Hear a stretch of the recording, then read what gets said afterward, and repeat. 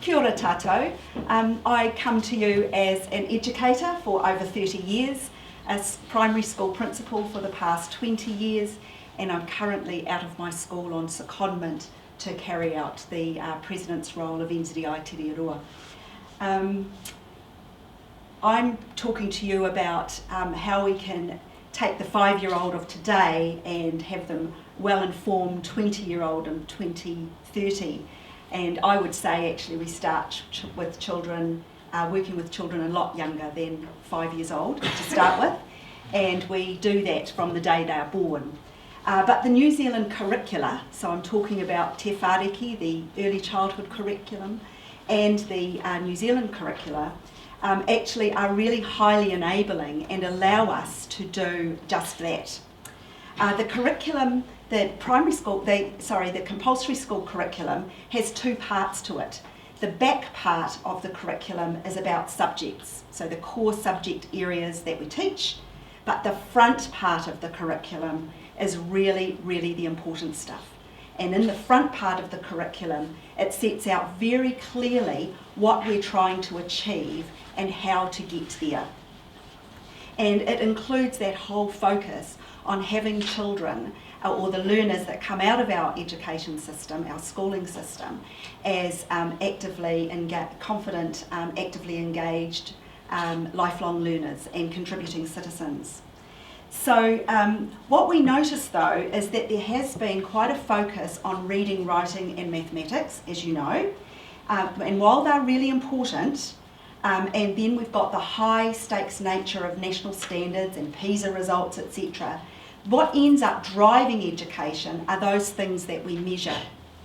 And the things that we don't measure that are really, really important, so all of the skills that develop inquiring minds and creative problem-solving citizens, are the things that can get pushed to the side when we're focusing on those high stakes areas. We've got a real opportunity right now in our country because we've got a review of the Education Act.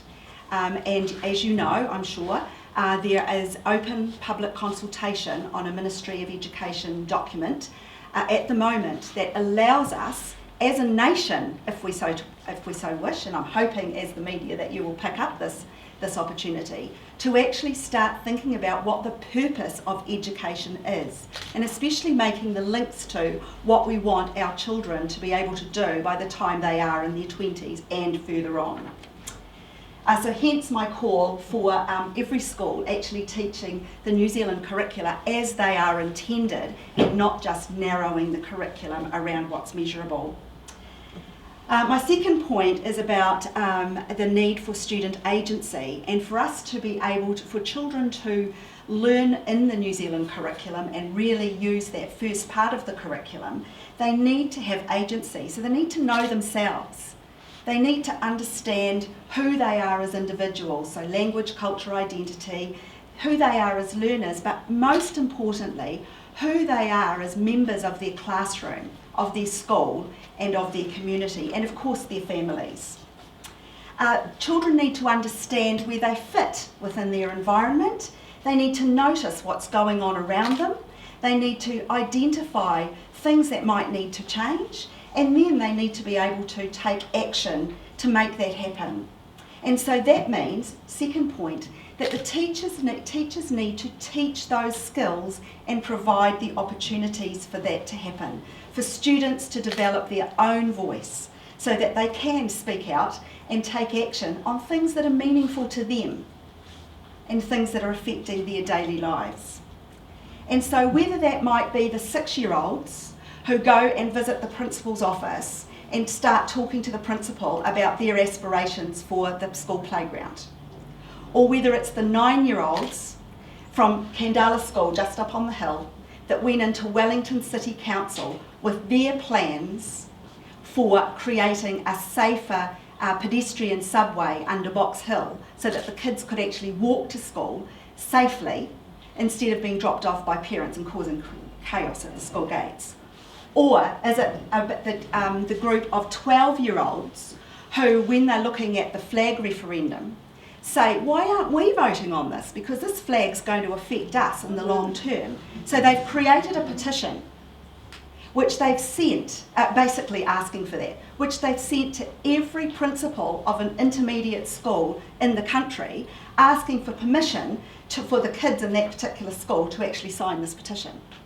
So you can actually see our curriculum now is enabling this kind of action around what's important in our lives and giving children the skills to actually become independent, creative problem solvers and actually take some civic action. The issue, of course, is that our playing field is not level in New Zealand, and we have a big disparity between what children achieve in the higher decile schools and what children achieve in the lower decile schools. And we know that that's caused by a whole lot of factors beyond the school gate. In fact, 80% of the factors that impact on achievement happen outside school.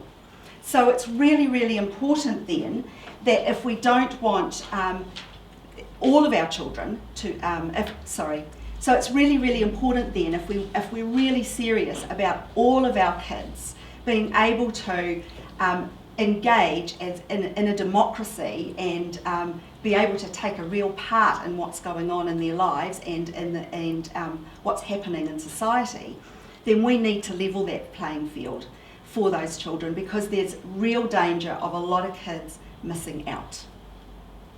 And I would argue that those are the kids that actually we need to hear their voice. We need to hear what's going on for them, and we need to hear from them what some of the solutions are in their lives. So my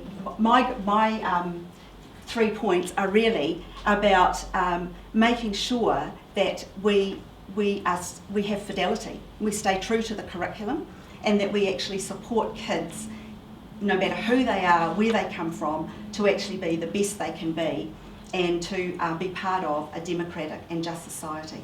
Thank you.